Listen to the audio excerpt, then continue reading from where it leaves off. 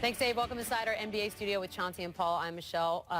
Well, as it was called by the gentleman to my left here, one of the ugliest games of the season. But for Paul George, maybe not the best night ever, but he did have the final 2 free throws, put the game away. What's your take?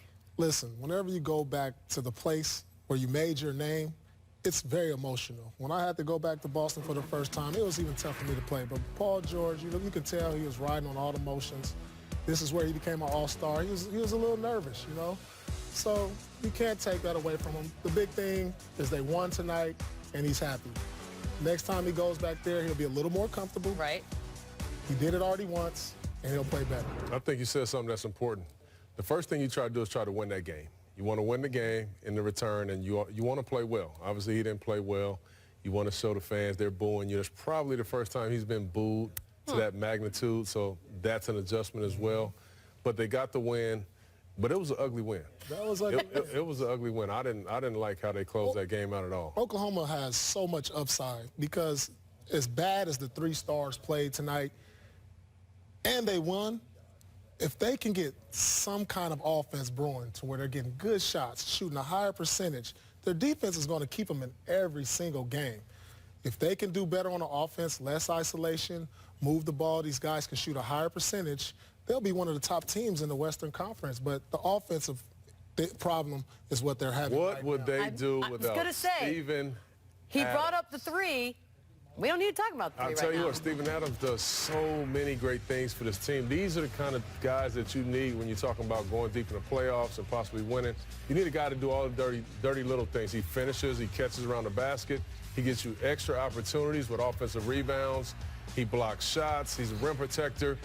And guess what? He didn't say a word. He just does his job. He handles his business.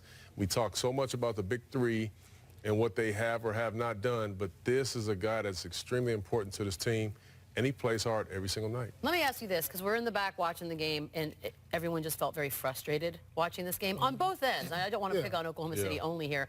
Why is that? Why is it that this was just a frustrating game to watch? Well, it wasn't a lot of ball movement. Both teams played a lot of isolation ball. If you watch Victor Oladipo, he came down, shot a lot of contested shots. Same with Oklahoma City, Melo, Paul. Until they get a free-flowing offense to where they got to find a way to get each other better shots. I mean, there's no way they should be this inefficient when you have this many great players on the floor. When you have a Paul George and Melo on one side, teams aren't going to help as much, so you should get higher percentage shots, and we're not seeing that from them right now. It's going to be weird for me to say this, but I like watching their second unit better than I even like watching the first unit. I like Raymond Felton. He pushes the ball. He's a pure point guard. He makes sure everybody touches it, and you can just see when he's at the helm, they pass it 3 or 4 times before they even get a shot. You look at this is the first play of the fourth quarter. 3 or 4 times the ball swings, strong side, weak side. You get a corner 3-point shot. He just moves the ball, and when you talk about them taking that next step and having to beat San Antonio and having to beat Houston and having to beat the Warriors, they're going to have – the stars are going to have to play like this and not make the assist pass the hockey assist. If somebody's open, just move the basketball and let somebody else make a play. Before we go on to the Nuggets-Celtics game, I just want to ask you, 27 games in for this Thunder team. Realistically, how many games do you need to have come up with some sort of offensive identity? You know what? I'll give them until the All-Star break. Okay. It's going to put them around 55 games. Usually it takes 25 to 30 games, then you know who you are. But like I said, I've been on teams after the first 40 games, then after that we flipped the switch.